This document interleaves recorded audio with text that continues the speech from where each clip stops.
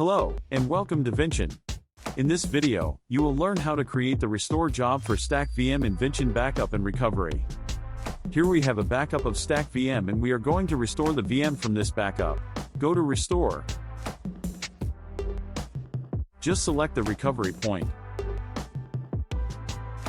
Select the target host and you can simply configure the new VM here.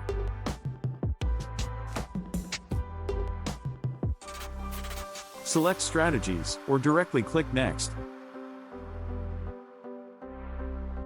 Submit the job.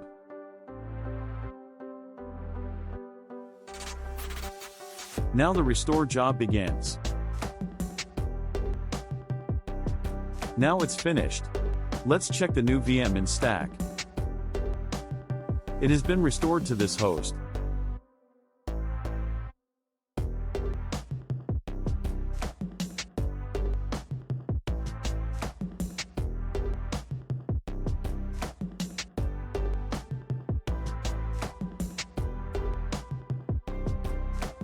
It's working.